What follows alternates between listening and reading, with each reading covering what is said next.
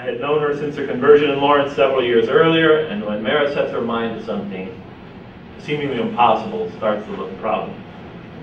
It started simply enough. The ladies started cooking lunches that one of their husbands sold to the attendees of the Friday congregational prayers. In time, they raised enough money to put on a fundraising dinner, at which they collected some $15,000 in pledges. Then a church on the edge of campus came up for sale, but the price was way out of reach. Nevertheless, the ladies' heroic efforts to obtain a new mosque had gained fame throughout the area, and excitement had grown. It began to be known as the Ladies' Mosque Project. This is when the men took over. And in no time at all, foreign students from the Arabian Gulf raised hundreds of thousands of dollars by soliciting contributions back home. The money raised by the students, plus the $200,000 the community received for the original Lawrence Masjid, which they sold, was enough to buy the church. Unsurprisingly, though, the ladies' vision of a women-friendly masjid never panned out. In the end, money talks. So after a period of heated disagreements on how the new mosque would be run, those who raised the majority of funds were ceded control. So what was once known as the Ladies' Mosque Project soon faded from the community's memory. The new mosque did have a larger prayer hall, and the leadership never officially prohibited women from praying in it. But when they designated a poorly maintained, inadequately vented, dreary room on the third floor in the back of the building as the ladies' area, and posted signs and arrows directing to it, the matter was fixed in most of the community's mind. Every once in a while, a woman could be seen praying in the main prayer hall, but much as before, a few disconcerted stares, or an occasional reminder that there is the ladies' area upstairs, was enough to ensure that that infrequently happened. That is, a woman praying in the main prayer room. My children actually were unexcited about the new mosque. I think they were not expecting things to be appreciably different. The building might have been bigger, but they were feeling ever more out of place there.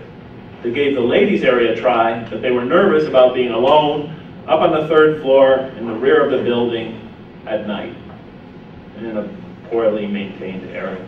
My two oldest had also reached a stage when they found the whole notion of gender segregation extremely offensive. To most Americans, segregation recalls, most people in the United States anyway, segregation recalls our nation's dark history of discrimination and equates with injustice, ghettoization, inferior representation and influence, subordinate status, limited access to service and facilities, and denied privileges. That's what segregation has always represented in the United States. And when you mention segregation in the United States of America, the reaction is visceral. People equate that with all the evils of slavery and post-slavery.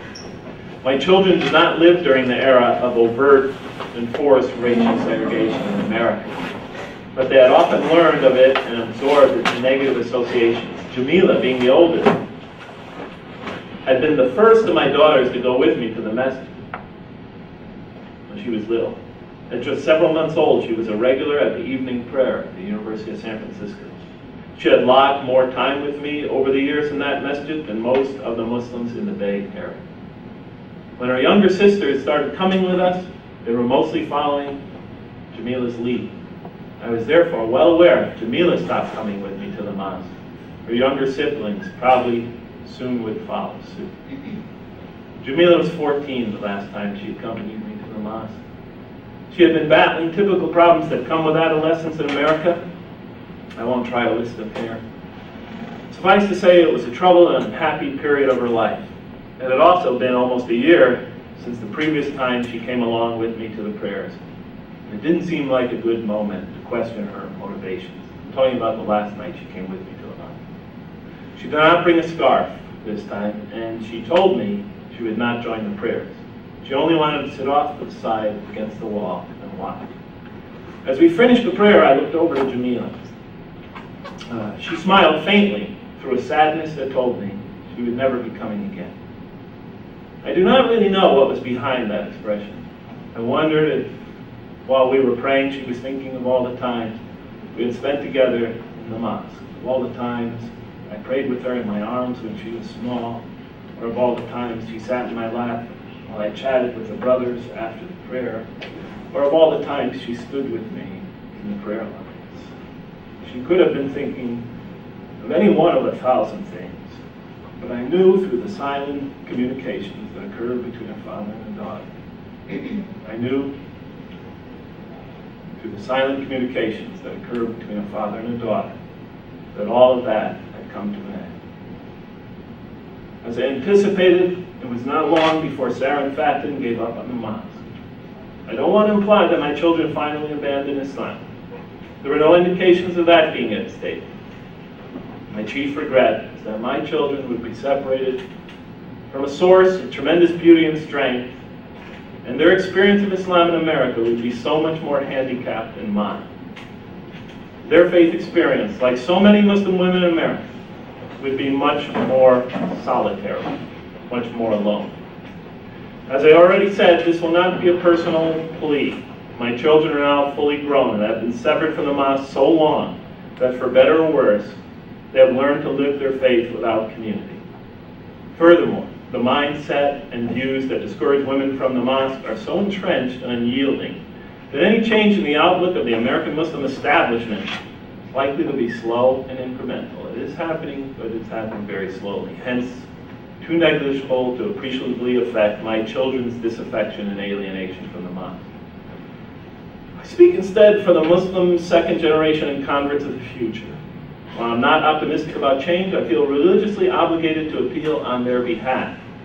The Muslim community of America has already witnessed mass exodus of homegrown descendants and converts from the mosque culture, and very many of these ultimately opt to live outside Islam. Is it not time to confront the obvious? I also said I'm not angry, but this was not always the case, I have to confess. I was terribly disheartened when my girls stopped coming to the masjid. So much so that every time I went to the prayers and saw only men there, I couldn't help but think of my daughters and all of the women like them who surrendered to the maleness of the mosque and stayed away. From the day they quit the mosque to the present day, there's not a single congregational prayer I've joined which I don't feel the oppressive emptiness of their absence and the absence of others of their generation like them. What makes matters worse, and I think this makes it worse of all, is I'm so alone in these feelings.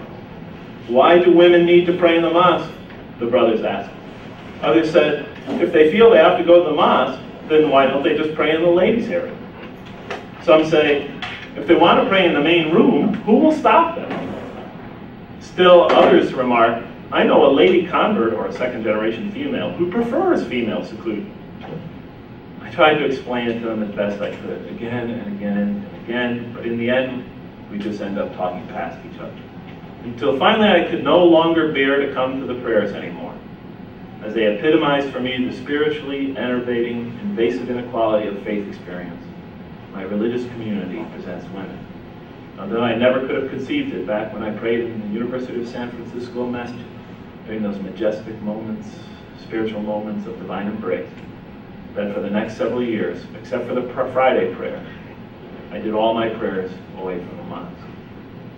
Gradually, the resentment receded into a sort of numbed despair, caught between the recognition that the mosque establishment was not about to question centuries of custom anytime in the foreseeable future, and a growing spiritual longing to rejoin my brothers in the prayer line.